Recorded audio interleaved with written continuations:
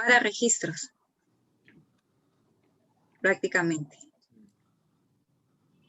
Y viceversa también, ¿no? No, porque a veces las notarías solamente necesitan legalizar firmas para enviar al extranjero o cosas así, ¿no? Pero también, pues, pero también hay casos, pues, ¿no? De que se tiene que inscribir y ahí sí se necesita de ambos. Claro, porque la vez pasada se creó todo un problema porque cerraron registros, ¿no? Y quieres tener un poder, no hay notario, no hay registro. Oye, pero ¿cómo transmite el poder para el banco, para esto? No hay forma. Sí, pues, hay un problema con eso. Es lo que le pasa un poco a esta chica que estábamos viendo hoy día, el tema de la declaratoria de herederos, ¿no? Claro, si no tienen la declaratoria no puede hacer nada. Y en la mañana me llamó el hermano, después que acabamos, me llamó el hermano del muertito. Para lo de la otra empresa. Para decirme, ajá, que también es SRL. También. ¿Cómo se complican la vida? Sí. Ya le expliqué, mira, acá tienes ya te entendí. Ya, muy bien, listo, no hay problema. ¿Ahí qué quieren hacer? La transferencia. ¿Transferencia de participaciones? Quieren transferencia, sí. Sí. Exactamente. Eso quieren transferir. Y ahí ya les dijo ya que necesitan la autorización judicial. Sí, ya le dije, pero al final todo eso es trámite. Claro. No es Y más tiempo. que eso. Trámite y tiempo. Sí, por eso.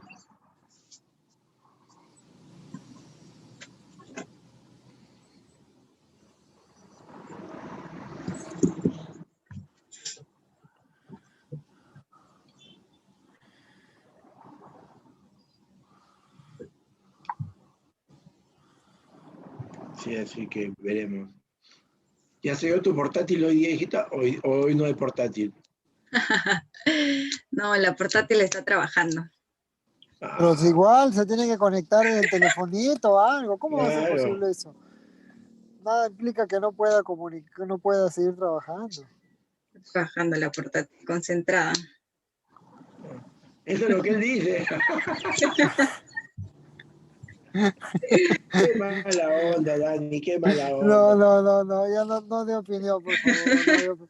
No genere una reclamación. Lo peor de todo es que esta parte está siendo grabada. No, sí, está concentrado porque ya cambió de chamba ya. ¿Así? Sí. Ha Mira. vuelto al TF. Mira. Sí. Mira, buen dato entonces. Pero ¿Dónde ha está? vuelto recién. Sí, desde este año. En el TF. Mira. ¿Y está en donde? ¿Está como asesor también? Sí. Mira. ¿Y ya aprobó? Todavía. ¿Aprobó qué, doctor? ¿El título? Aprobó. Sí, el Sí. año pasado. Ok, ya. Está encaminado. Está bien. Sí. Ahí ya, así está. Está bien. Dice la mala lengua. No, yo no digo nada.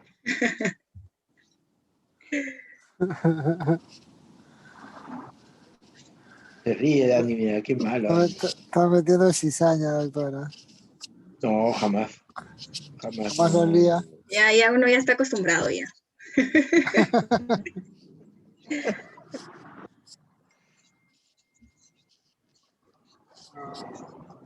Ya me imagino, después que acabe la charla, bien contento, le va a preguntar, ¿y cómo te fue? ¿Cómo crees que me va a ir si no te has conectado? Le va a decir.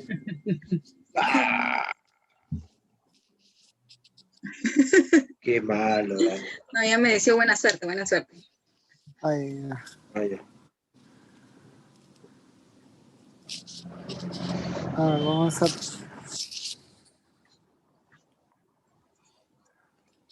Mañana hay que terminar de hacer el cronograma para mañana mismo difundirlo ya. Sí. Voy a Carlos, aprovechar para ¿te, preguntarle. te confirmó el tema? No. Esto me acabo de acordar. Hablé con él ayer. Conversamos podría ser el contenido. Mejor que no había problema. Ya. Pero voy a recalcarlo. Y ayer tuvimos reunión con un cliente, por eso fue con un cliente mexicano.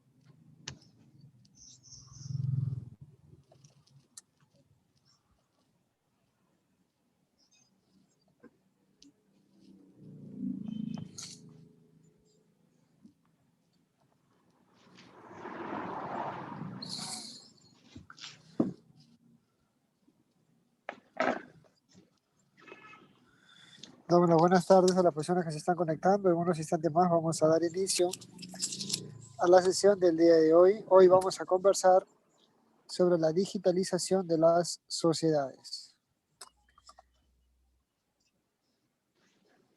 Esperamos unos instantes más y en breve comenzamos.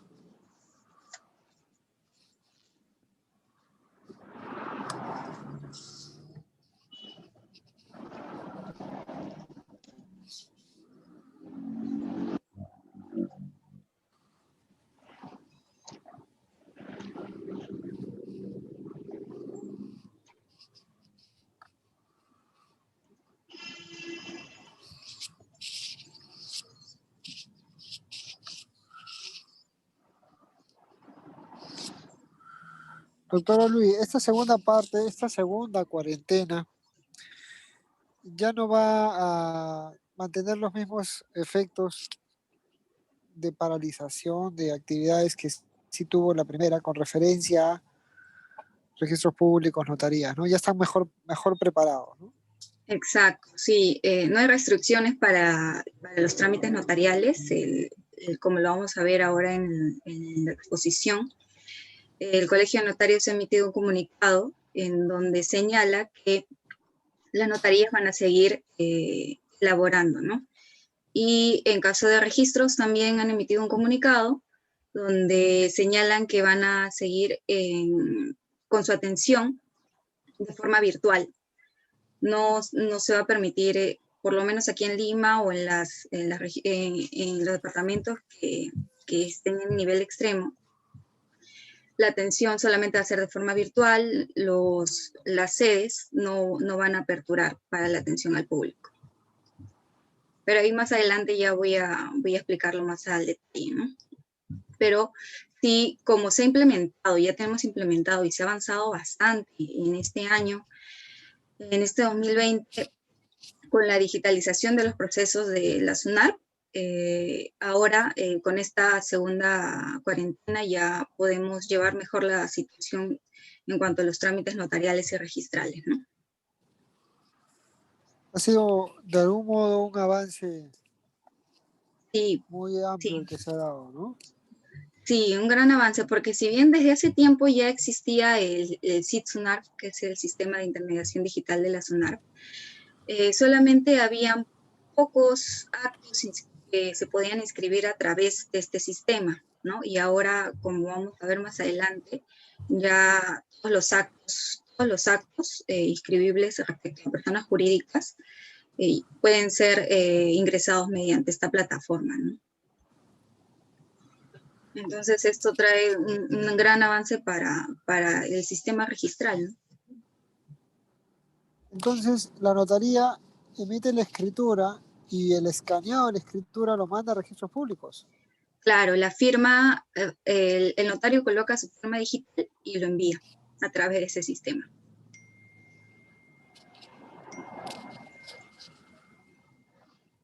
Sin necesidad de que se acerquen a registros públicos. Eso es lo que ha permitido dar un gran avance, ¿no? Sí. Antes era difícil, antes tenías que esperar que lleguen presencialmente.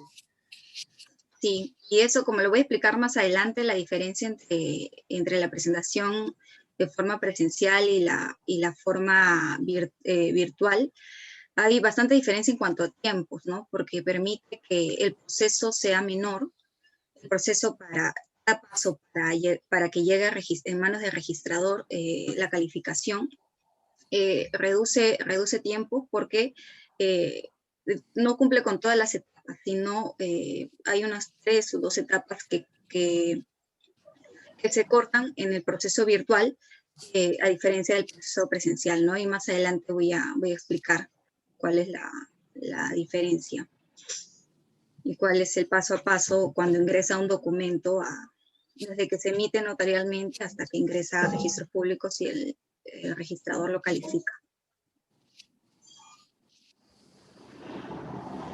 Tenemos ventajas de tiempo, sí, pero una desventaja es que como el trámite no lo realiza un tercero y lo realiza la notaría, te cobran por ese servicio notarial. Entonces, a pesar que lo hacen virtual. Sí, eso encarece el trámite, pero en tiempos de pandemia evita la aglomeración de las personas en las sedes de SUNAR.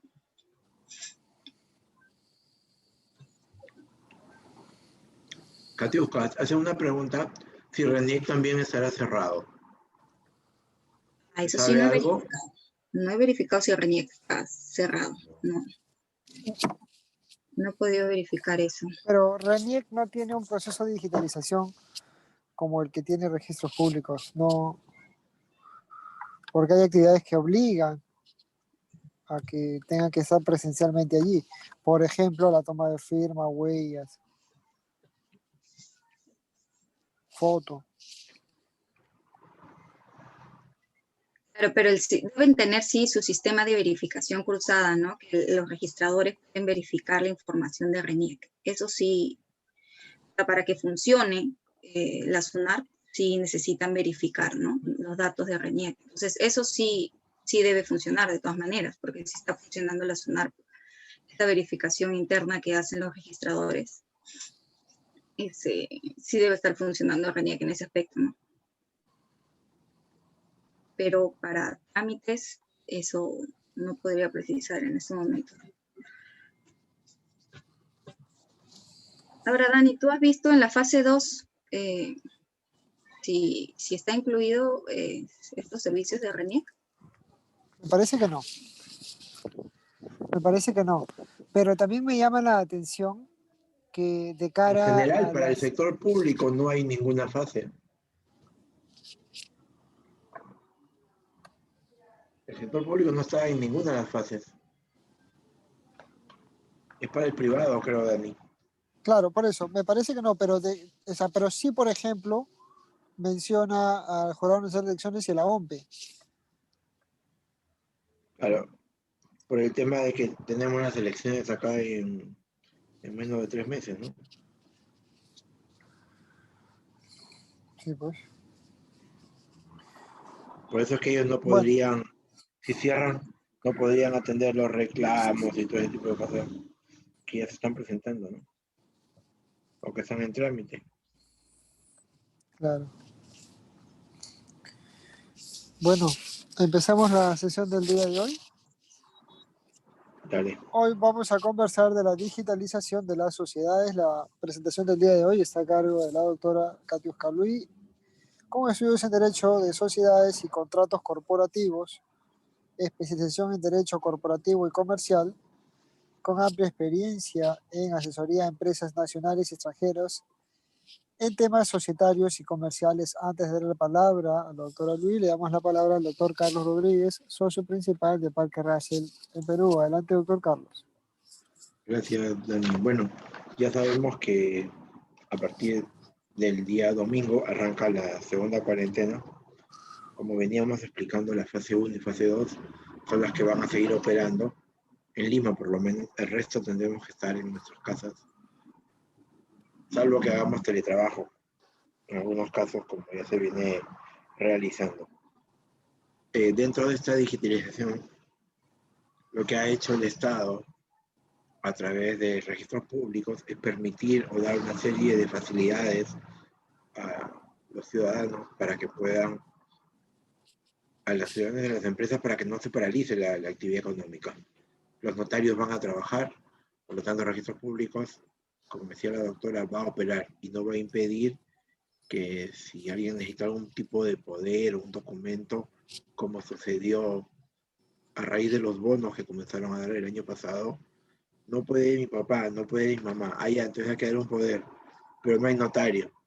Entonces, para evitar ese tipo de cosas, y siguiendo el ejemplo de otros países que también cuando entraron en cuarentena, las labores notariales no fueron cerradas, sino que siguieron operando.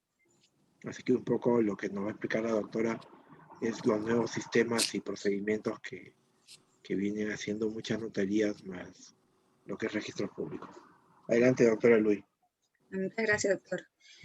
Sí, como bien se ha explicado, en esta sesión vamos a hablar sobre la digitalización de las sociedades, porque esto surge a raíz de la necesidad de que las empresas en sus estatutos señalen cómo va a ser la estructura virtual para poder sesionar, ¿no?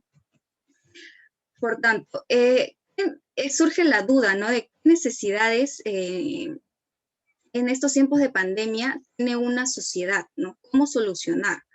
¿No? Porque necesidades tienen la reactivación económica, necesitan inyectar capital a la empresa o concentrar sus sociedades para reactivar su negocio, ¿no? Concentrar en términos de fusionarse, de escindirse y que se unan sociedades para poder tener una fuerza en el mercado o unir capitales para poder reactivarse económicamente, o la ampliación de su objeto social o cambio de objeto social. Por ejemplo, hay un montón de empresas que se han dedicado a empresas pequeñas a vender mascarillas, a vender implementos para protegerse contra la COVID, ¿no? Entonces, tienen que ampliar su objeto social a este rubro, a este giro, ¿no? Y también se ha visto la necesidad de modificar estatutariamente sus artículos los artículos del estatuto para poder adaptarse al cambio, ¿no? También hay empresas que se han visto en la necesidad de disolverse y liquidarse porque ya era inviable continuar con su negocio, porque las deudas ya no han podido ser totalmente pagadas, porque no han tenido capital o no han tenido de dónde generar más capital para seguir o continuar con su negocio. Entonces, todos estos actos requieren de la decisión de un órgano de la sociedad, ¿no? Y si requiere de la decisión de un órgano de la sociedad, esta decisión requiere de la reunión de los miembros que forman parte de este órgano. Y como sabemos, no se pueden reunir de forma presencial los miembros de cualquier órgano de la sociedad. Entonces, por eso viene la necesidad de realizar o implementar en las sociedades procesos digitalizados como lo son las sesiones no presenciales del directorio, las juntas no presenciales, de las juntas generales, ¿no? Todo esto, todas estas decisiones que se toman van a requerir de una sesión no presencial. Por ello es que implica que nosotros veamos ya, pensando ahora y al futuro, poder implementar en nuestros estatutos las formas de digitalización y implementación de los procesos no presenciales. Entonces, como les adelantaba ya, pero ¿qué debe hacer una sociedad para adecuarse al cambio? Como les adelantaba, la digitalización de sus procesos, modificando ya la visión actual que tenemos o la visión pasada de antes de la pandemia, hacia una sociedad ya digitalizada, con procesos digitalizados. Por tanto, debemos modificar los estatutos para la toma de los acuerdos a través de las sesiones virtuales de los órganos sociales y de las ya sean de las juntas generales o del directorio. Y ahora, para centrarnos y tener definido cómo actúan, qué son, cómo se implementa, cómo se estructuran, vamos a empezar señalando qué son los órganos sociales, ¿no? Son los centros de decisión que se hallan insertos dentro de la estructura de la sociedad, dentro de su propio cuerpo, formando parte de él. ¿Y cuáles son estos órganos sociales en los distintos tipos de sociedades que tenemos? Y las más usadas, ¿no? Sociedad anónima abierta, existe la Junta General de Accionistas, el directorio y la gerencia. También está la sociedad anónima cerrada, con la Junta General de Accionistas, el directorio que es facultativo, porque puedo optar por tenerlo dentro de mis órganos sociales o puedo optar por prescindir de este, ¿no? La gerencia también como órgano social.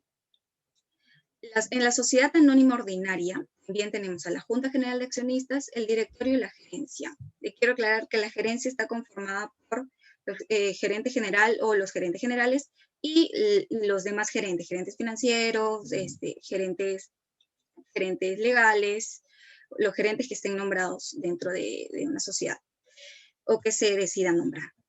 La sociedad comercial de responsabilidad limitada tiene Junta General de Socios, porque aquí ya no hablamos de accionistas, sino de socios participacionistas, y la gerencia o administración. La sociedad civil de responsabilidad limitada, tiene la Junta General de Socios y también la gerencia y administración. Estos son los órganos sociales de las sociedades, los tipos de sociedades más usadas en el mercado. Ahora, hablemos primero de la Junta General.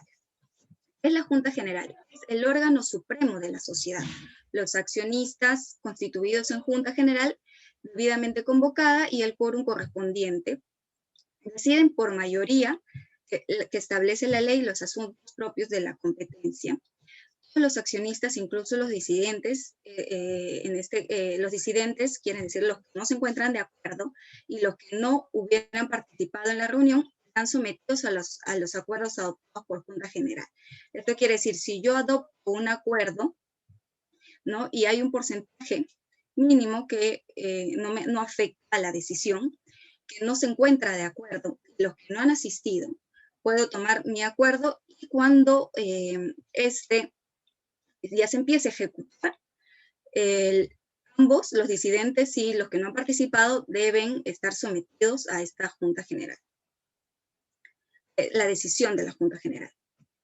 Ahora, ¿cuáles son las fases para la toma del acuerdo de las Juntas Generales? Primero es la convocatoria, para poder convocar a todos los miembros, a todos los accionistas, a todos los socios. Segundo es la instalación de la Junta General, que se establece de acuerdo al quórum establecido en cada sociedad, y la toma de los acuerdos ya para que próximamente sean ejecutados, sean inscritos. Ahora voy a explicar en qué consiste cada uno. La convocatoria. ¿Quién realiza la convocatoria? El directorio o en su caso la administración, ya sea gerente general de la sociedad, convoca a Junta General cuando la ley lo establece. La ley lo ordena, lo establece en el estatuto o lo acuerda el directorio por considerarlo necesario, ya sea por el interés social de la empresa o voluntad de los socios, o lo solicite un número de accionistas que represente cuando menos el 20% de las acciones suscritas con derecho a voto. Ahora, luego para ya realizar esta convocatoria, se publica un aviso. Este aviso debe especificar ciertos requisitos que deben constar en esta convocatoria, porque si no, no va a ser válida. Debe constar el lugar, día, hora de celebración de la Junta General, así como los asuntos a tratar. Puede constar asimismo en el aviso el día y hora en que se procediera una segunda convocatoria, ¿no? Pero esta segunda convocatoria debe celebrarse no menos de 3 días, ni más de 10 días después de la primera convocatoria. Es decir, yo puedo presentar mi aviso de convocatoria solamente señalando la primera convocatoria, la fecha, lugar, día, hora, o puedo establecer en un solo aviso, que es lo mejor en realidad para no estar comunicando varias veces, señalar y prever, ¿no? La segunda convocatoria, en caso que en la primera no se instale con todos los asistentes que requiere una junta para poder sesionar,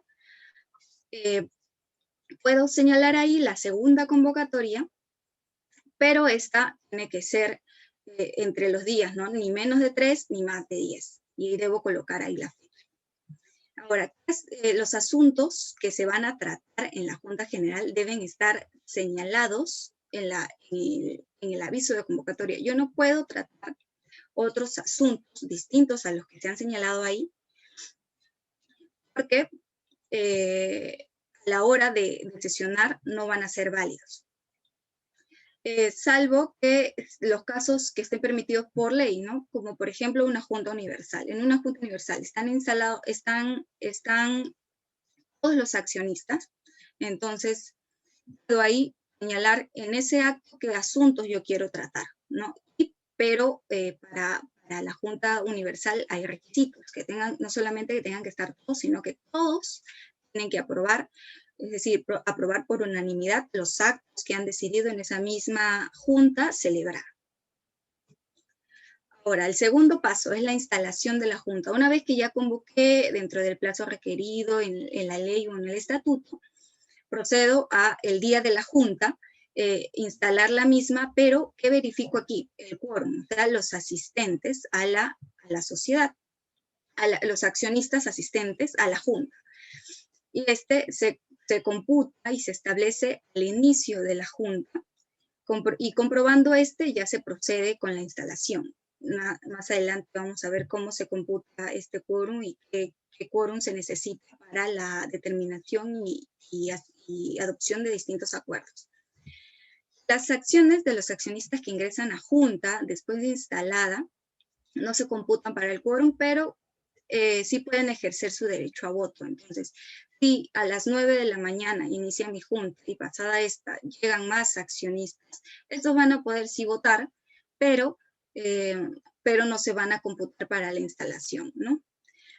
Para determinar el quórum de la instalación de la junta es importante verificar cuáles son los puntos de agenda, ya que dependiendo de ello se requerirá quórum simple o calificado. Esto es muy importante porque si es una revocatoria de un apoderado, va a requerir un quórum de instalación menor a una modificación de estatutos. Ahora voy a explicar cuál es ese porcentaje de quórum que se requiere. ¿Ya? Entonces, hay que tener en cuenta qué puntos de la agenda se va a sesionar para poder instalar, para que el presidente pueda instalar la junta correctamente de acuerdo a la ley y el estatuto.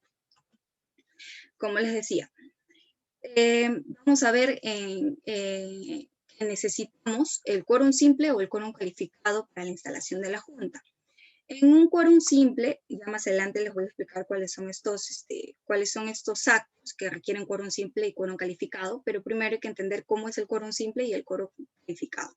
En quórum simple, en primera convocatoria, se necesita para instalar la junta que concurran por lo menos el 50% de las acciones suscritas con derecho a voto. Y en segunda convocatoria, cualquier número de acciones suscritas con derecho a voto que existen, ¿no? No hay necesidad de que se instale con un porcentaje máximo, ¿no? Sino solamente con los que asistan a junta, o acciones suscritas con derecho a voto. Y en quórum calificado, en primera convocatoria, deben concurrir cuando menos los 2/3 de las acciones suscritas con derecho a voto, es decir, con el 66.6% de capital social inscrito. En segunda convocatoria, que concurra cuando menos las 3/5 partes de las acciones suscritas con derecho a voto, que son el 60% del capital social. Aquí podemos darnos cuenta y ver, ¿no?, que hay algunas personas que piensan o personas que quieran formar su sociedad con otro accionista y creen que con el 51% de las acciones suscritas con derecho a voto pueden controlar la sociedad. Y esto es en cierta manera un pensamiento erróneo, porque si bien es cierto, con el 51% puedo adoptar acuerdos, quórum simple en primera convocatoria, pero no para controlar como serían los actos de modificaciones estructurales, reorganizaciones empresariales, modificaciones de estatutos. Ahí yo voy a necesitar el 66.6%, y ahí con este 66.6% es con el que realmente uno puede decir que controla la sociedad, es el accionista que controla la sociedad, ¿no? Ahora, ya teniendo en cuenta cuál es el quórum, cuánto se necesita en primera convocatoria, en segunda convocatoria, en quórum simple o quórum calificado, vamos a pasar a analizar el tema de la toma de acuerdo. Los acuerdos se adoptan con el voto favorable de la mayoría absoluta de las acciones suscritas con derecho a voto, las que están representadas en junta, ¿no? No de la totalidad de acciones suscritas con derecho a voto que existen en la sociedad, porque solamente voy a contar con la mayoría absoluta de las acciones suscritas con derecho a voto que han asistido a la Junta en esa sesión. Cuando se trata de modificar estatuto, aumentar o reducir el capital social, emitir obligaciones, acordar la enajenación en un solo acto de activos cuyo valor contable exceda el 50% del capital social, acordar la transformación, fusión, escisión, reorganización, disolución, así como resolver de su liquidación, se requiere que se adopte por un número de acciones que represente cuando menos la mayoría absoluta de las acciones suscritas con derecho a voto. Esto quiere decir ya las acciones que existen en la sociedad, o sea, la mayoría absoluta de las acciones que existen en la sociedad, no solamente de las que asistieron. Entonces, esa es la diferencia entre adoptar acuerdos de quórum simple con de mayoría simple con mayoría absoluta. Luego, en materia, Luego, vamos a ver aquí los actos. Ya les expliqué cuáles actos se requieren mayoría absoluta, ¿no? Pero aquí quiero diferenciar los actos que se necesitan con quórum simple y con mayoría simple, y los que se necesitan con quórum calificado y mayoría absoluta o calificada, ¿no? Pero en quórum simple están los actos: pronunciarse sobre la gestión y los resultados económicos, los estados de situación financiera, resolver la aplicación de las utilidades, si es que estas se les van a distribuir a los accionistas en forma de dividendos o si se van a pasar a acumular, elegir cuando corresponda a los miembros del directorio y fijar su retribución. ¿Por qué? Porque los directorios todos se eligen cada año, a menos que en los estatutos señalen que el directorio tiene vigencia de 1 año, entonces ahí tendrían que elegirlo todos los años, pero de acuerdo a lo que señala la Ley General de Sociedades, pueden ser hasta 3 años, pueden tener una vigencia máxima de 3 años, entonces no es necesario que todos los años se esté nombrando un directorio, ¿no? Cualquier otro asunto de competencia de la Junta General, remover a los miembros de directorio, designar miembros de directorio, disponer investigaciones y auditorías especiales, resolver en los demás casos de su competencia, ¿no? Esto es para el quórum simple. Y ahí les señalo junta obligatoria anual, porque por lo menos una vez al año se tiene que reunir una junta para acordar estos actos, ¿no? Los estados de situación financiera, la aplicación de utilidades, fijar directorios, si es que corresponde a ese año fijar directorios. Entonces, por lo menos, de acuerdo a lo que señala la Ley General de Sociedades, debe haber una junta obligatoria anual en la que sesionen los accionistas. Ahora, en materias importantes, ya que son modificaciones estructurales, ahí es donde vamos a necesitar un quórum calificado y una mayoría calificada. Por ejemplo, modificar estatuto, cualquier artículo del estatuto o en su totalidad. Aumentar o reducir el capital social, emitir obligaciones, acordar la enajenación en un solo acto de activos cuyo valor contable exceda el 50% del capital, transformación, fusión, escisión, cualquier tipo de reorganización, acordar la disolución y liquidación de la sociedad. Esa es la diferencia entre los actos que se requiere mayoría simple, quórum simple y quórum calificado, ¿no? Ahora, ya hasta aquí ya tenemos claro cómo sesiona la Junta, sobre qué materia, cómo se instala, cómo convoca, cómo toma acuerdos. Ahora vamos a hablar sobre el directorio, ¿no? Que es otro órgano de la sociedad. Es un órgano ya de gestión, ¿no? El directorio es el órgano colegiado elegido por la Junta General cuando uno o más clases de acciones tengan derecho a elegir un determinado número de directores. El directorio tiene las facultades de gestión y de representación legal necesarias para que puedan administrar la sociedad dentro de su objeto social. No se pueden exceder de su objeto social porque esto genera responsabilidad. Con excepción de los asuntos que la ley o el estatuto atribuyan solamente a la Junta y que no pueda realizar el directorio. El estatuto de la sociedad debe establecer un número fijo, un número máximo y mínimo de los directores, ¿no? Cuando el número sea variable, la Junta General antes de la elección debe resolver el número de directores a elegirse por el periodo correspondiente. Yo puedo señalar en mi directorio, en mi estatuto, que mi directorio pueda tener de 3 a 5 directores, no necesariamente un monto fijo, pero sí se tiene que señalar en la Junta antes de elegir el directorio cuántos exactamente se van a elegir para esa ocasión, ¿no? En ningún caso los directores pueden ser menor de 3, es un órgano colegiado. Ahora, ¿cómo se realiza la convocatoria? ¿Cómo es el proceso para que sesionen el directorio? La primera fase, el primer paso, es la convocatoria. Y el presidente, o quien haga las veces de presidente en el directorio, debe convocarlos en el plazo u oportunidades que señale el estatuto o juzgue necesario para el interés social, o cuando lo solicite el director, el gerente general. Y en caso el presidente no efectúe la convocatoria dentro de los 10 días siguientes o en la oportunidad prevista a la solicitud, la convocatoria la realizará cualquiera de los directores. Queda libre ahí para poder solicitar la convocatoria.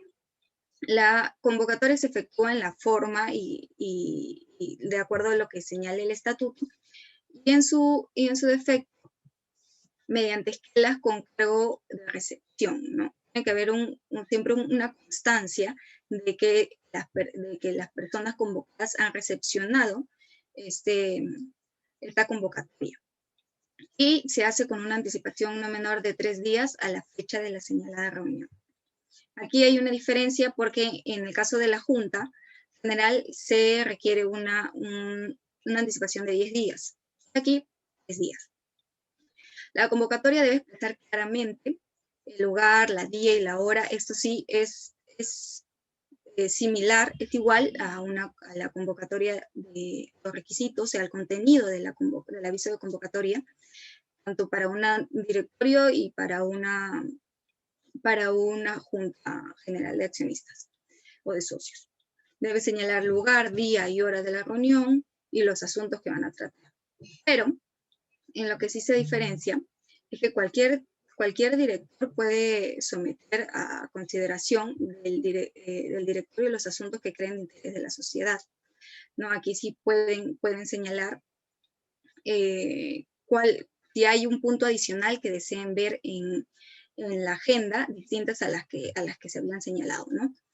Se puede prescindir de la convocatoria cuando se reúnen todos los directores y acuerdan por unanimidad sesionar y los asuntos a tratar. Esto es similar a una junta universal, en el caso de la junta de accionistas, de forma en la que se reúnen todos los accionistas y acuerdan por unanimidad los asuntos a tratar. Ahora, ¿cómo se instala el directorio, la sesión del directorio? Aquí el quórum de directorio es la mitad más uno de los miembros. Ahora, ¿qué pasa si los miembros son 3, si el número es impar? El quórum es el número entero inmediato superior al de la mitad, que en este caso serían, si son 3, solamente podrían sesionar con 2. El estatuto puede señalar un quórum mayor en forma general o para determinados asuntos, pero no es válida la disposición que exija la concurrencia de todos los directores. Aquí es importante porque tanto para los directorios o para el directorio o para la Junta General de Accionistas, hay que tener presente que no se pueden establecer quórum o mayorías menores a las establecidas en la ley. Sí se pueden establecer mayores, pero mínimo las que están establecidas en la ley y esas mismas señaladas en el estatuto, o si el estatuto quiere establecer mayores, las que deseen señalar, ¿no? Pero nunca puede ser menor.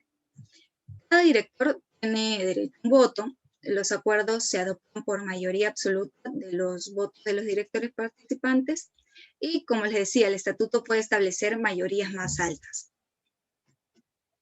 Ahora, ya teniendo en cuenta cómo se forman, cómo se instalan la Junta General de Socios, de Accionistas, el directorio, ¿cómo podemos digitalizar las juntas generales y las sesiones, ¿no?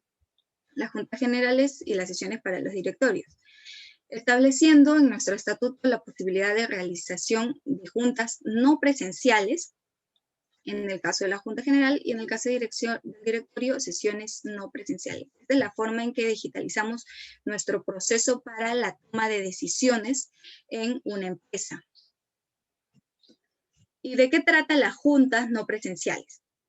La Ley General de Sociedades regula la realización de juntas de accionistas no presenciales en el caso de las sociedades anónimas cerradas, las cuales pueden llevarse a cabo por cualquier medio escrito, electrónico o de otra naturaleza, siempre que ésta permita la comunicación y que se garantice su autenticidad. Esto tiene que ser verificado por el presidente de la Junta, ¿no? Esto ya está establecido en la ley para el caso de las sociedades anónimas cerradas. Ahora más adelante vamos a ver cómo es en el caso de otro tipo de sociedades. En las juntas no presenciales será obligatoria la sesión de Junta General de Accionistas cuando solicite su realización de accionistas que representen el 20% de las acciones suscritas con derecho a voto. Y cuando los estatutos no prohíban expresamente este tipo de sesiones, ¿no? Porque en las juntas generales de accionistas de las sociedades anónimas cerradas, bien el estatuto puede no decir expresamente, se permitirá las reuniones no presenciales, pero la ley sí, si es que no se ha prohibido en el estatuto, la ley sí señala y sí abarca esta posibilidad de que aún no estando señalado en el estatuto, puedan reunirse de forma no presencial, porque hay un artículo en la Ley General de Sociedades donde señala y ampara esta situación.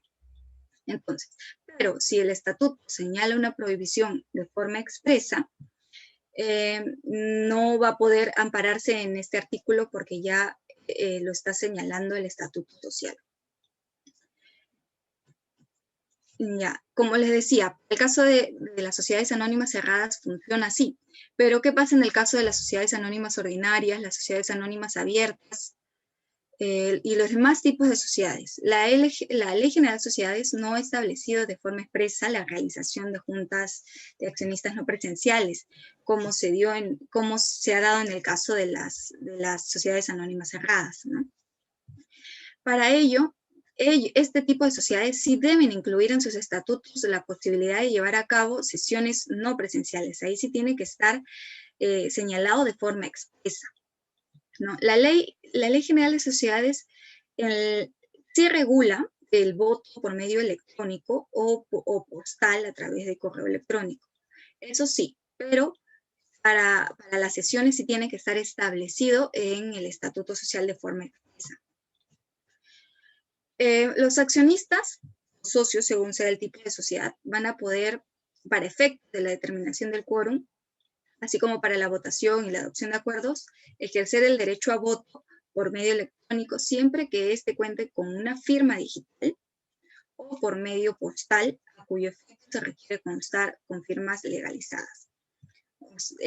Esto es, si utilizo firma digital, es válido por el simple hecho de firmar digitalmente, pero por medio postal, por medio de correo electrónico, ahí sí voy a necesitar que las firmas sean posteriormente legalizadas para poder ratificar o autentificar esa firma, ¿no? Cuando se utilice firma digital para ejercer el voto electrónico en la adopción de acuerdos, el acta electrónica resultante deberá ser almacenada mediante microforma digital conforme a ley. La microforma digital es un sistema que te permite almacenar documentos que tengan validez jurídica. Esta microforma te permite la seguridad jurídica de los documentos que están incorporados en esta plataforma, ¿no? Cuando la sociedad aplique estas formas de voto, deberá garantizar el respeto al derecho de intervención de cada accionista o socio, siendo responsabilidad del presidente de la Junta el cumplimiento de la presente disposición. Aquí el que tiene la mayor responsabilidad para poder identificar y que se respete el derecho a voto. Identificar primero porque tengo que identificarlos al momento de la instalación. Y luego para la toma de acuerdos tengo que verificar que cada accionista haya votado correctamente y que todos los accionistas hayan ejercido su derecho a voto o si hayan votado en contra o hayan votado a favor. No puedo verificar que cada uno haya votado. Esa es la responsabilidad del presidente de la Junta. Ahora, puede que nos preguntemos, ¿no? ¿Las juntas no presenciales van a tener la misma validez que las presenciales? Sí. Siempre que se encuentre, digamos, teniendo en cuenta que se encuentre establecido por la Ley General de Sociedades, para el caso de las sociedades anónimas cerradas y no haya ninguna prohibición en el estatuto, o que haya establecido expresamente los estatutos para los otros tipos de sociedades que no está, para los otros tipos de sociedades en los puntos referentes a la determinación de la Junta. En el caso de la instalación de una junta, así como la voluntad social formada a través del voto electrónico o postal, tienen los mismos efectos que una junta o asamblea realizada de forma presencial, siempre respetando el sistema, ¿no? La plataforma que es la microforma digital, o legalizando, si es a través de voto postal, verificando luego después que se hayan legalizado las firmas para autentificarlas, ¿no? Entonces, sí tiene la misma validez si se sigue la formalidad correcta y se respeta todos los derechos de los accionistas. Ahora, ¿cómo se benefician a las sociedades virtuales, las sesiones virtuales en tiempos de pandemia, ¿no?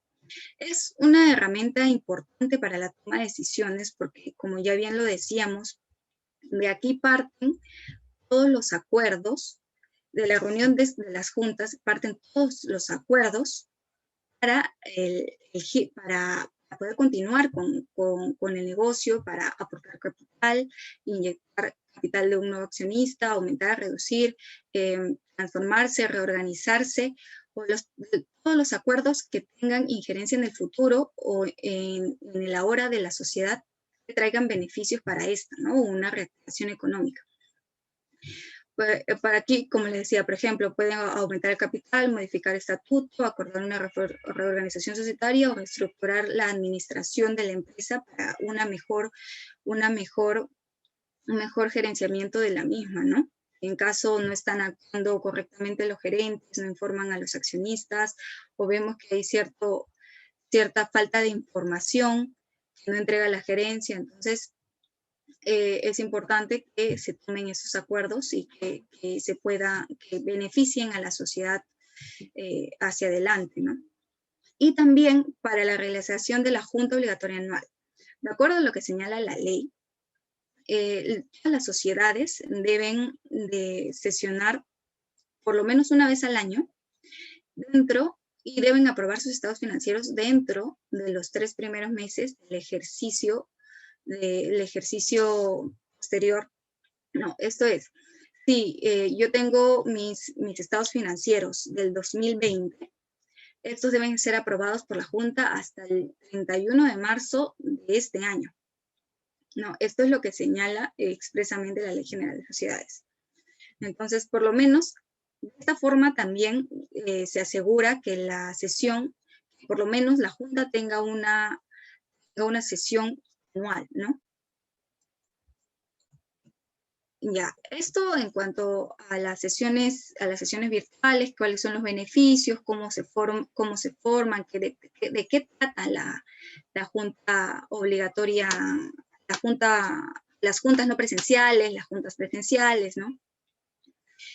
Ahora vamos a ver cuáles son las medidas que ha tomado el gobierno para la convocatoria y celebración de las juntas y asambleas no presenciales o virtuales, de acuerdo al decreto de urgencia 100/2020, ¿no?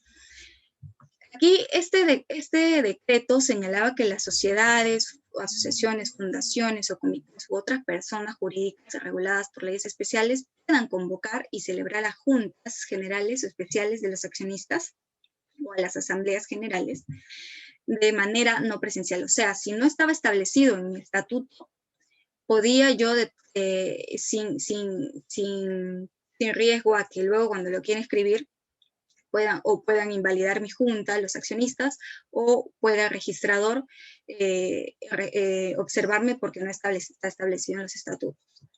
Entonces, aquí, este decreto de urgencia señalaba que hasta el 31 de diciembre del 2020, las sociedades, fundaciones, asociaciones o comités u otras personas jurídicas puedan convocar, celebrar juntas generales o especiales de accionistas y o asamblea general de forma no presencial, mediante el uso de medios tecnológicos o telemáticos y de comunicaciones o de naturaleza similar, que permita la comunicación y garantice la autenticidad del acuerdo. Eso es importante, aun cuando los respectivos estatutos de dichas entidades solo reconozcan la posibilidad de convocar y celebrar juntas o asambleas presenciales. Ahí va lo que les señalaba, ¿no? Así mi estatuto diga, ¿no? Que no se puede celebrar juntas presenciales.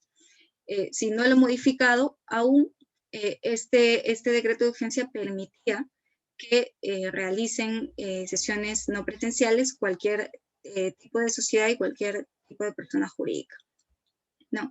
Y para convocar a estas sesiones, porque las convocan el directorio o el gerente general, el directorio está facultado o los consejos directivos de las asociaciones, fundaciones, pueden sesionar de forma no presencial o virtual, pero solo para efectos de convocar, no para otros acuerdos. Ahí hay que tener presente esto porque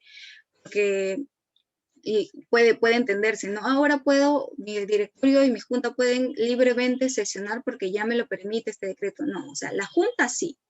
La junta va a poder adoptar cualquier acuerdo, pero el directorio solamente se permite que sea válido la junta no presencial solo con el objetivo de poder convocar a los accionistas para junta general. Ahora, esta medida fue hasta el 31 de diciembre del 2020, pero hasta el año pasado estábamos esperando que prorroguen este plazo porque muchas sociedades no han actualizado, no han digitalizado sus procesos, no han hecho modificación de estatutos para implementar esta digitalización. Entonces, por eso por eso que se señaló una prórroga mediante el decreto de urgencia 100/2020, creo que la prórroga es el decreto 146. Y ¿qué ha señalado ¿no? Prorrogar hasta 90 días hábiles de culminar la vigencia del estado de emergencia nacional. Creo que han prorrogado el estado de emergencia nacional en febrero, entonces sería 90 días posteriores al término de ¿no? A menos que también lo prorroguen. Este decreto permite lo mismo que las sociedades, las fundaciones, las asociaciones puedan seguir actuando de forma, seguir sesionando de forma no presencial sin que sea necesario que el estatuto señale que pueda realizarlo de esa forma, ¿no? Se debe tener en cuenta que esto se tiene que garantizar también la forma del acuerdo, el derecho de los accionistas. Ahora, ¿qué es lo que más incluye esta medida, ¿no? Dice, para la inscripción de los acuerdos de las juntas generales o especiales de accionistas y asamblea general se presenta ante registros públicos el acta respectiva en la que debe constar el órgano que sesionó, la fecha, la hora de inicio y de conclusión de la junta o asamblea, el nombre completo y número de identificación del presidente y del secretario, el número de participantes, los asuntos tratados en la sesión, los acuerdos que han adoptado, señalando con cuántos votos, ¿no? Que ha sido por unanimidad, que ha sido por mayoría absoluta, y los medios que han utilizado para su realización.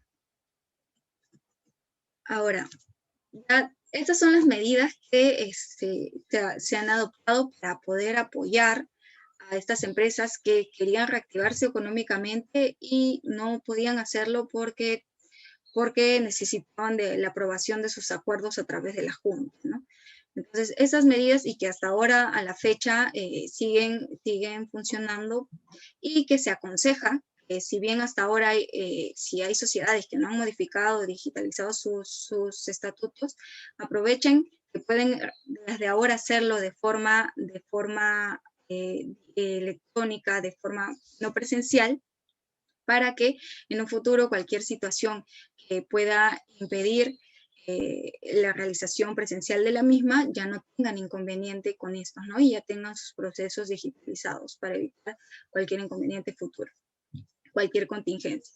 Entonces, también de la mano con esto, la SUNARP también se ha ido actualizando con la digitalización de sus procesos, que esto es importante, ¿no?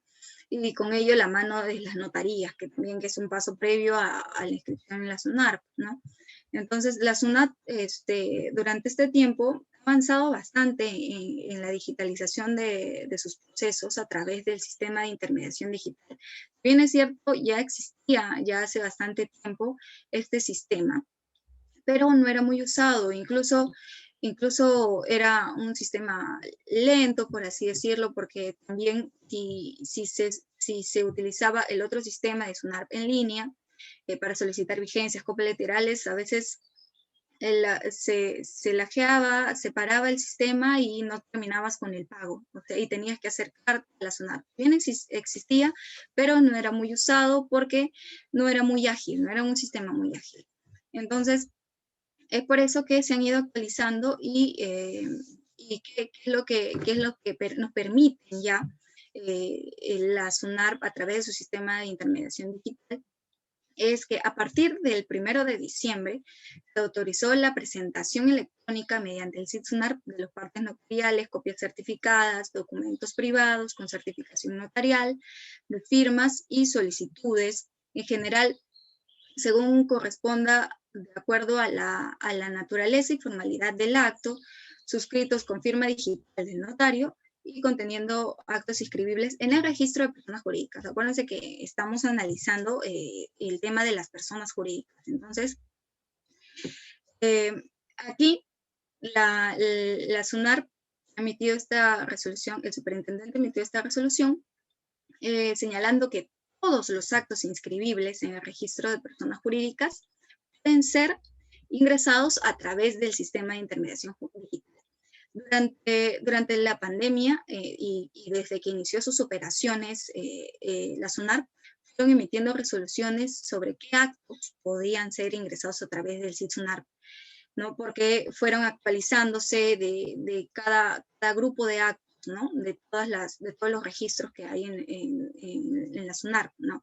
Pero ya a partir del 1 de diciembre ya se puede ingresar todos los actos inscribibles en el registro de personas jurídicas a través de este sistema, siempre con la intervención notarial. La presentación electrónica a través del SID-SUNAR constituye un medio alternativo a la presentación de títulos en soporte en papel para su inscripción. Claro.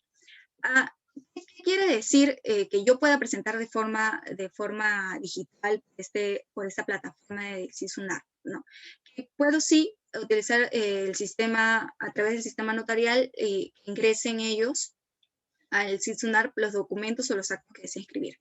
Pero también puedo seguir utilizando el método presencial, ¿no?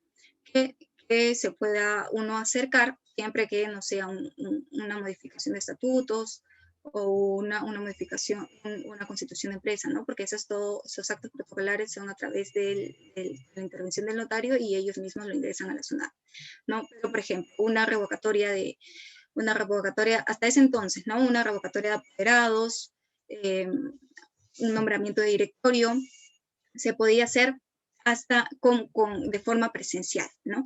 Eso quiere decir que es como un medio alternativo a la presentación presencial. Pero también como parte de la SUNAR ha establecido ciertos actos que sean presentados de forma exclusiva, es decir, solamente a través del SID-SUNAR. O sea que, si bien todos mis actos pueden ser ingresados a través del SID-SUNAR, hay actos que solamente voy a poder presentar de forma exclusiva. Esto es, si yo los presento de forma presencial, me los van a tachar. ¿Por qué? Porque ya hay una resolución que señala qué actos son presentados a través del sistema de SID-SUNAR de forma exclusiva. Por ejemplo, los que son la constitución de sociedades y de empresas individuales de responsabilidad limitada.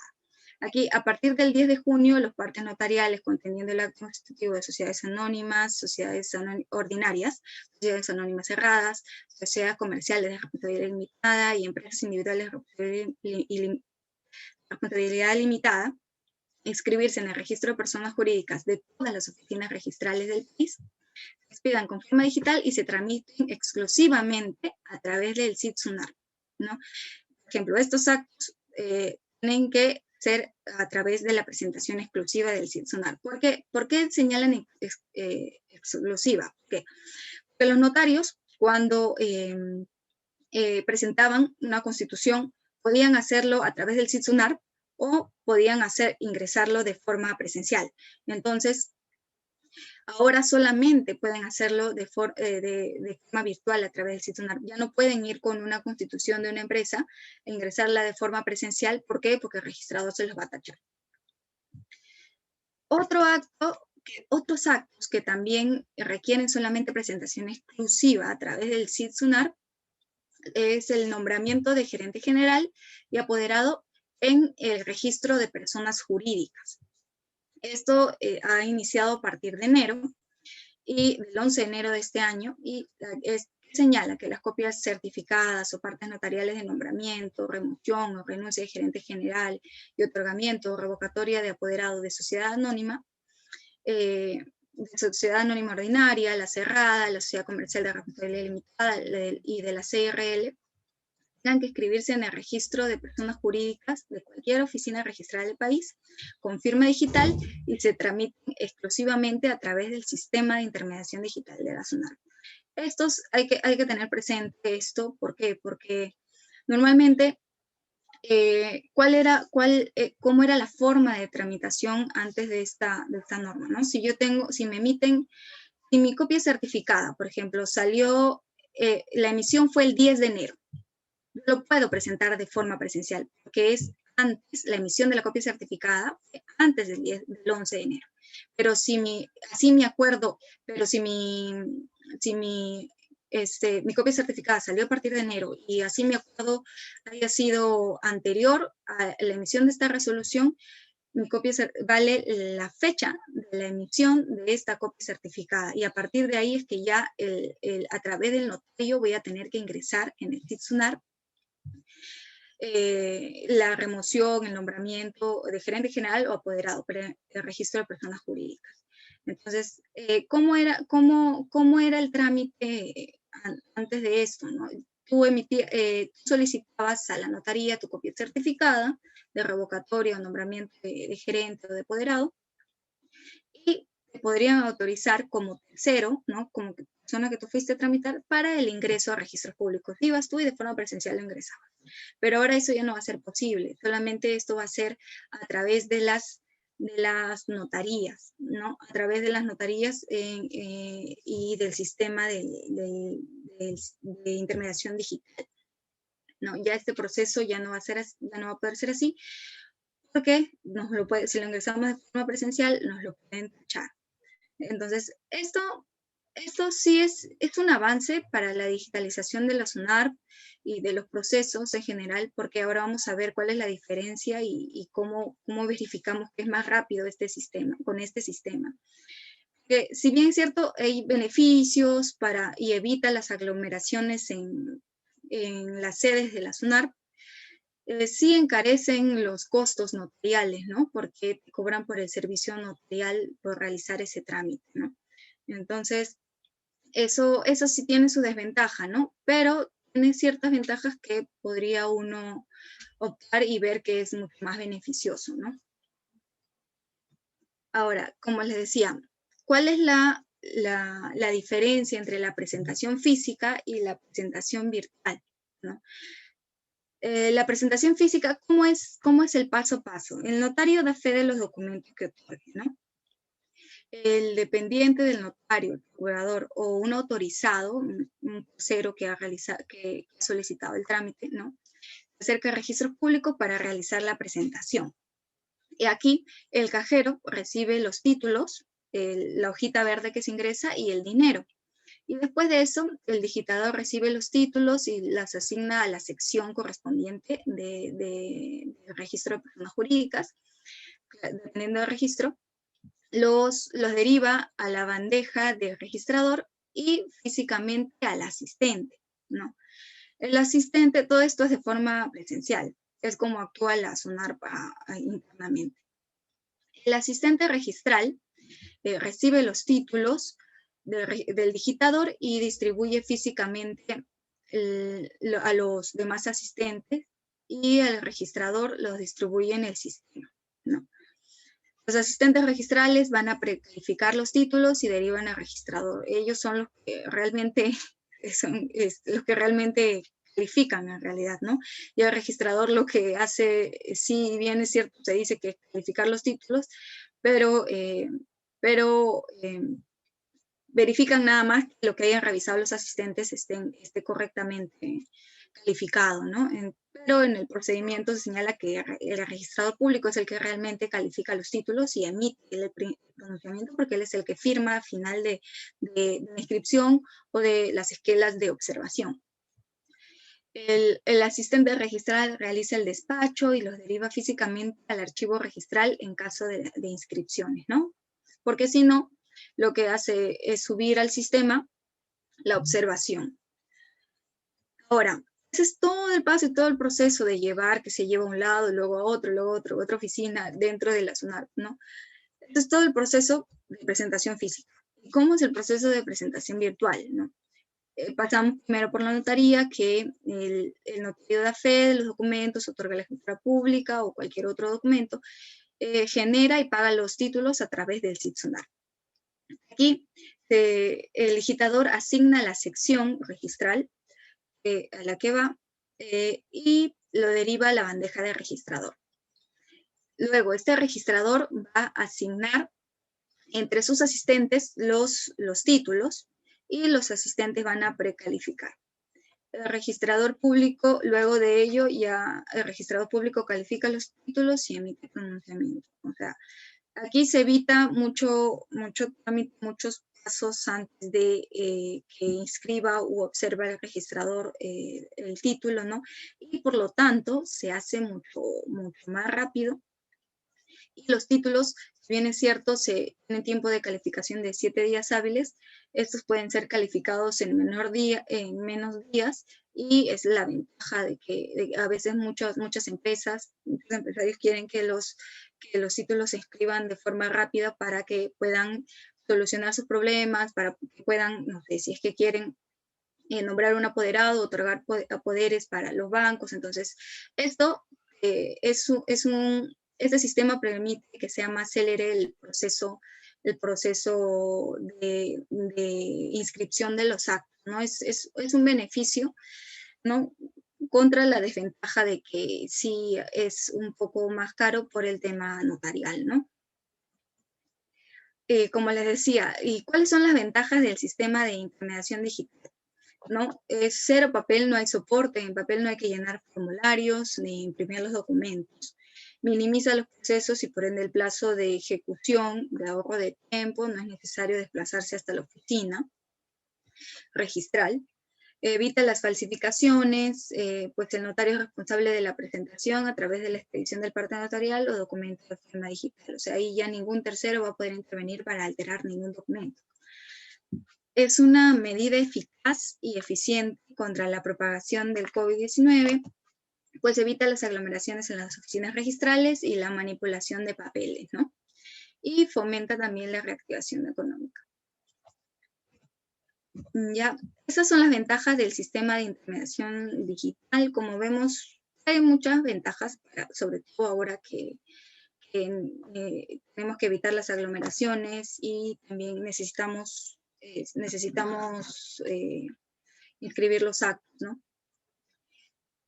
Ahora, esto ya como saben, entramos a una nueva cuarentena, un nuevo confinamiento y surgen dudas de si van a laborar los notarios, va a trabajar la SUNARP, ¿no? Esto ha emitido comunicado el Colegio de Notarios, señalando que los servicios notariales no han sido contemplados en las restricciones focalizadas, por lo que las actividades notariales continuarán prestando con el estricto cumplimiento de las normas sanitarias, ¿no? Entonces van a seguir actuando en parte de la reactivación, ¿no? Porque es parte de la reactivación seguir con las formalidades y notariales que necesitamos para poder actuar, ¿no?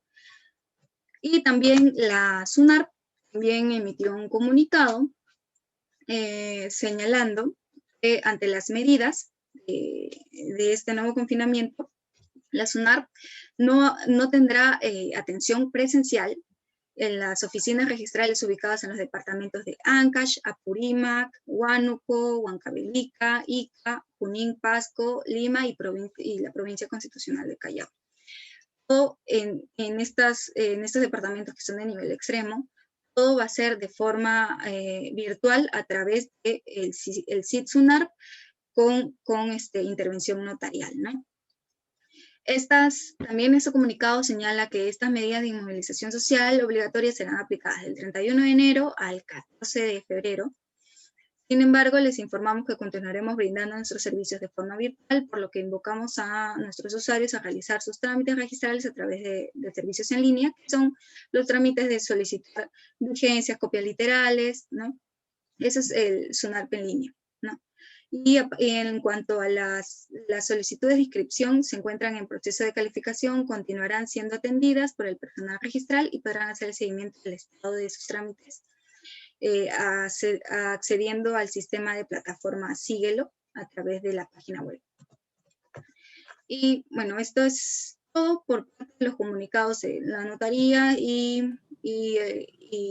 la SUNARP para que podamos tener en cuenta los actos que podemos realizar de forma notarial y registral. No sé si tienen alguna pregunta hasta ahí. Sí, tenemos algunas preguntas. He constituido una sociedad anónima cerrada. ¿Qué diferencia hay en que ésta tenga o que no tenga directorio? ¿Tendría algún tipo de limitación hacia el futuro? No, como señalé, y se señala en la norma, la sociedad anónima cerrada puede puede prescindir del directorio, ¿no? ¿Por qué? Porque normalmente las sociedades anónimas cerradas tienen entre 2 a 20 accionistas. Y si tienen dos accionistas, no hay necesidad de que se tenga un directorio cuando estos dos pueden reunirse, ¿no? No resulta necesario. Además que la Junta General es el órgano máximo que tiene control de todo y trabaja junto con la gerencia.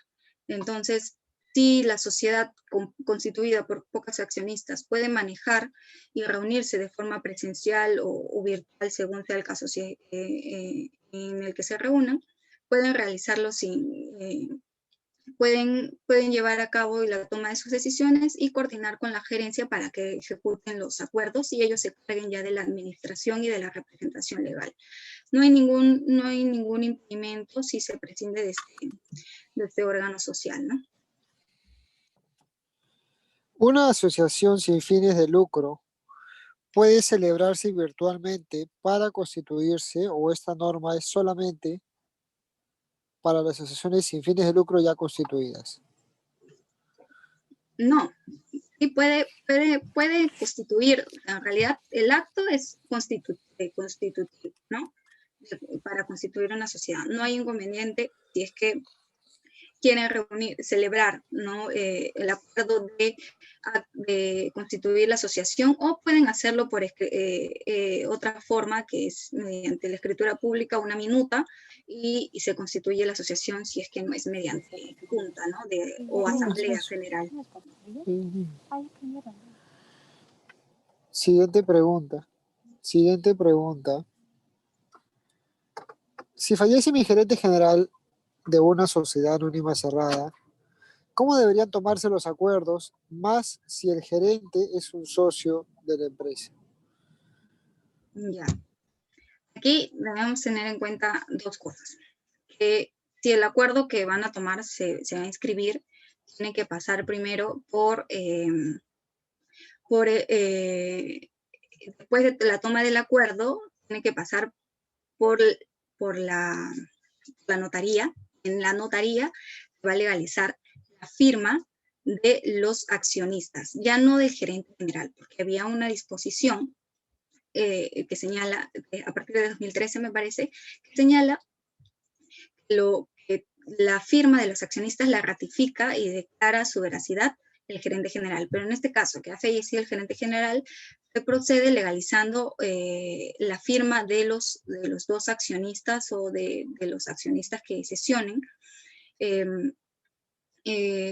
para poder tener la validez y ratificar mediante la legalización que las firmas corresponden a los accionistas, ¿no? Y en cuanto al accionista, como en calidad de socio, ¿no? Esta persona que era socio y gerente. En cuanto a su calidad de socio, son sus herederos los que pasan a disponer de los derechos que tenía adquirido como socio, ¿no? En su representación tienen que, van a tener representación del accionista, ¿no?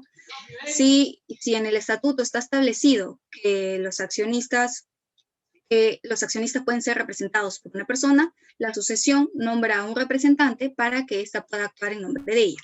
Pero si los accionistas, esta posibilidad no cabe en el estatuto, van a tener que firmar todos los herederos, legalizarse la firma de todos ellos, ¿no?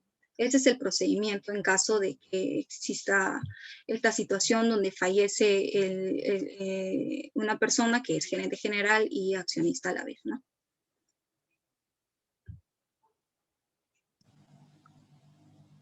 En el caso de una sociedad anónima cerrada que está en proceso de liquidación por tener muchas deudas y uno de los accionistas fallece, los herederos tendrán que asumir parte de esa deuda en función a las acciones que tenía su padre.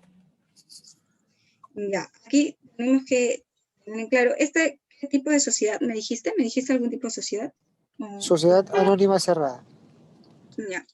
Es una sociedad de responsabilidad limitada.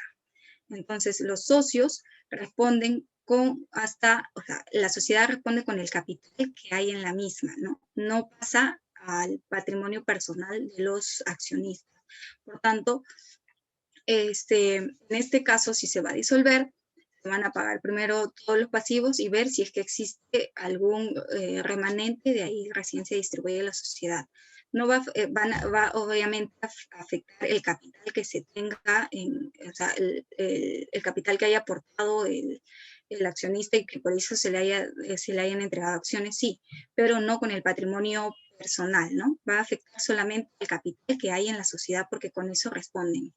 O con eso responden ante todas las acreencias, las deudas que tenga la empresa.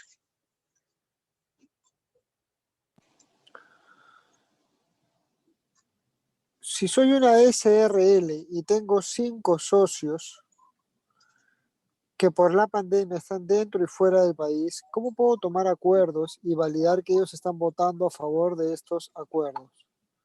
Ya. Como ya lo habíamos visto, hay ese decreto de urgencia, el 100-2020, y el que prorroga su vigencia permite que, si es que no está establecida la forma virtual en los estatutos, puedan sesionar de forma virtual sin ningún inconveniente, ¿no? Siempre que utilicen un medio electrónico que pueda garantizar que estas personas, los miembros de la sociedad, se hayan reunido correctamente, que puedan votar correctamente, ya sea de forma, con su firma digital para la adopción del acuerdo o de forma electrónica, pero esto con posterioridad al legalizar la firma, ¿no? Pueden realizarlo de forma virtual sin ningún inconveniente, siempre que el presidente de la sesión sí garantice que han asistido y se ha instalado la junta correctamente y que los votos y los derechos se han ejercido correctamente también para la toma de los acuerdos, ¿no? Pero no habría inconveniente en este contexto que se reúnan en un medio digital para la toma de acuerdos. Tengo una empresa que va a aprobar estados financieros y reparto de utilidades de los años 2017, 18, 19 y 20. Esto se realizará el día de mañana, viernes 20 de enero. ¿Cuándo debo pagar los impuestos por la distribución de estas utilidades? Ya, es tema de impuestos, de repente con eso nos puede ayudar el doctor Guillermo. Bueno, por mi parte no habría ningún problema que puedan aprobar la repartición de los dividendos a los accionistas que se han acumulado durante todos estos años, no hay ningún inconveniente que puedan ser distribuidos, ¿no? Pero para el tema de la determinación de cuándo tengan que pagar, no. De repente el doctor ahí nos puede apoyar.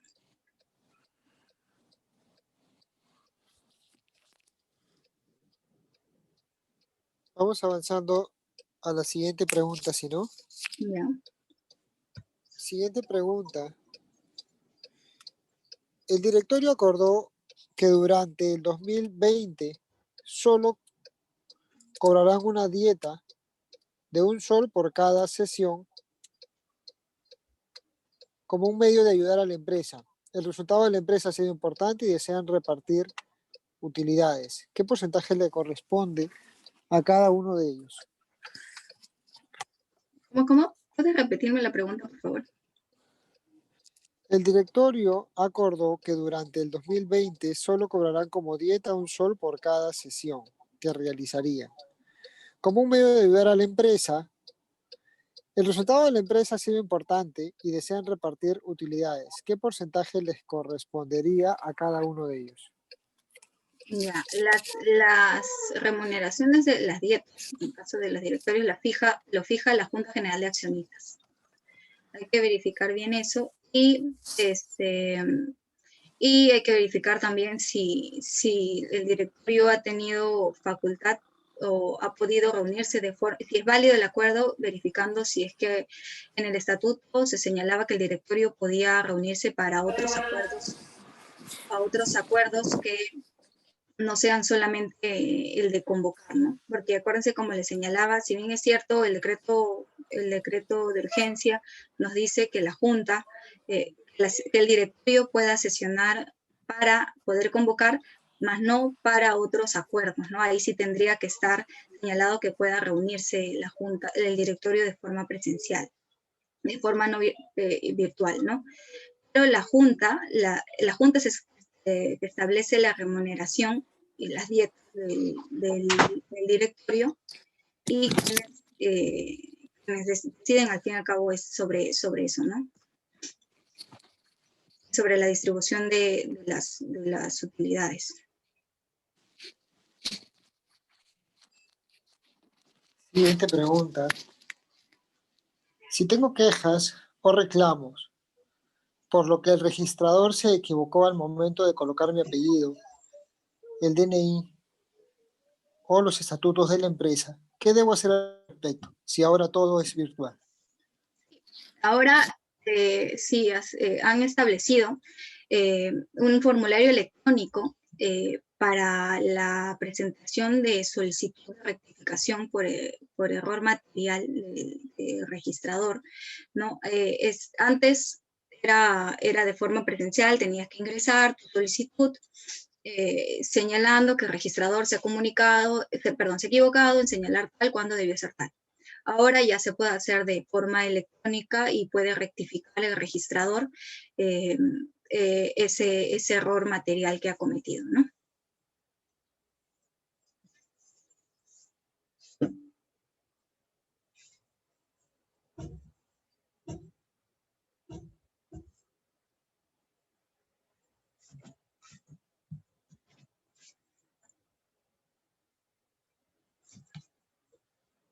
Hola. Siguiente pregunta. Todos los tipos de sociedades EIRL y asociaciones sin fines de lucro pueden llevar a cabo sesiones virtuales o solo algún tipo de sociedades. No, todos los tipos de sociedades, de acuerdo a lo que señala el decreto supremo, pueden sesionar de forma virtual, ¿no? A excepción me parece, de las sociedades anónimas abiertas, ¿no? Que esas tienen un decreto especial, una regulación especial para sesionar de forma virtual, pero también ellos pueden sesionar de forma virtual. Pero a la actualidad todas van a poder sesionar de forma virtual, así sus estatutos no señalen que puedan hacerlo expresamente, que puedan realizarla de forma no presencial, ¿no? Porque tienen decretos que amparan su realización.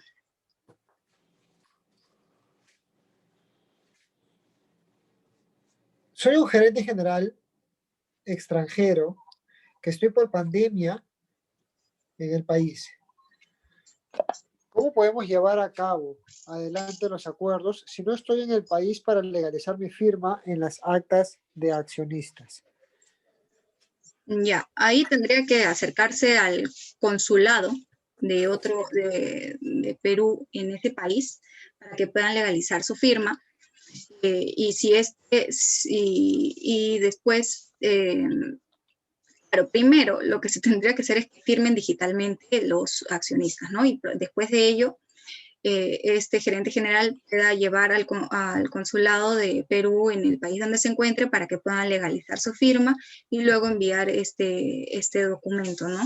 Siguiendo la cadena de legalización correspondiente. Pero si es posible acercarse y legalizar su firma ahí en el extranjero. Hemos constituido una empresa con un capital social de 2.000 soles cada socio. Somos 2 socios.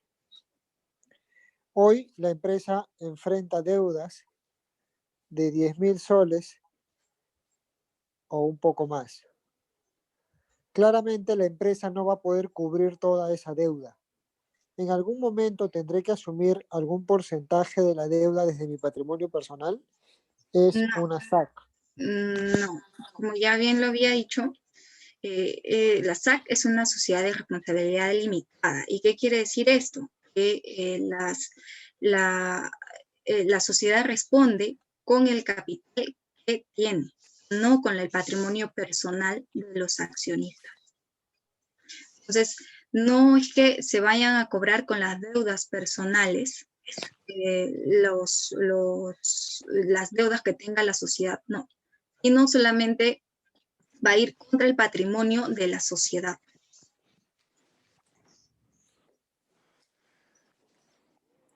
Nos hacen una repregunta. ¿Y en qué casos sí llegan a cobrar a los accionistas?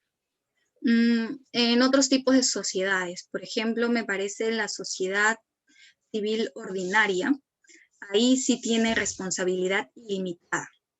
Entonces, en esos casos sí cobrarían con el patrimonio del personal de los accionistas, pero primero, si es que se establece, creo que se llama el beneficio de exclusión, se establece que primero se cobren con la sociedad y lo que falte con lo de las personas, con lo del patrimonio personal de las personas, de los accionistas, ¿no? En ese tipo de casos.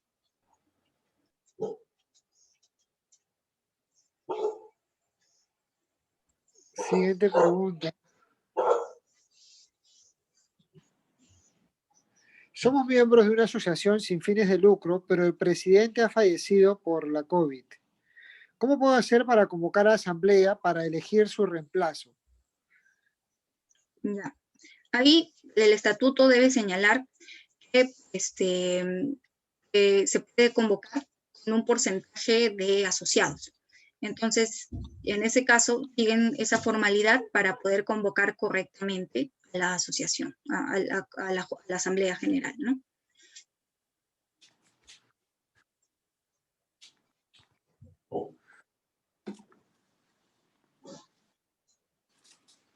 En el caso de una EIRL, ¿sí tendría que responder con mi patrimonio? No, tampoco. Como señala su mismo, ese sí señala, en su mismo nombre lo dice, ¿no? Empresa individual de responsabilidad limitada. También es una empresa donde responden solamente con el patrimonio de la empresa y no con el patrimonio de los accionistas, no con el patrimonio personal de los accionistas.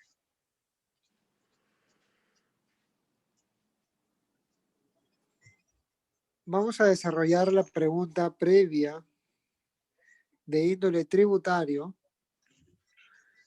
Para ello le damos la palabra al doctor Edwin Mendoza. Permítame, voy a leer la pregunta. Tengo una empresa que va a aprobar estados financieros y reparto de utilidades de los años 2017, 2018, 2019 y 2020. Esto se realizará mañana, viernes 29 de enero. ¿Cuánto debo de pagar los impuestos por la distribución de utilidades? Doctor Mendoza. Buenas tardes. A ver, el tema de pago de utilidades se hace en el momento de la fecha de reparto. Por consiguiente, de acuerdo a las normas correspondientes, dependerá del momento en que hayan acordado, ya sea por acta, el tema de la distribución o el momento en que efectivamente se hayan realizado. Ese es el mes en el que están obligados a hacer el impuesto correspondiente y por lo tanto el pago y declaración o retenciones del impuesto correspondiente a ese mes.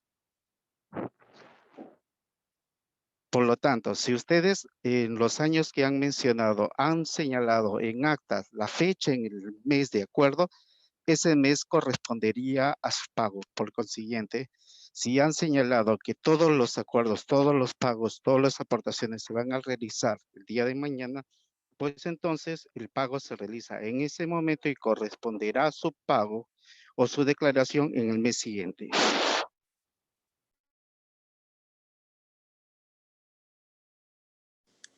Muchas gracias, doctor Edwin.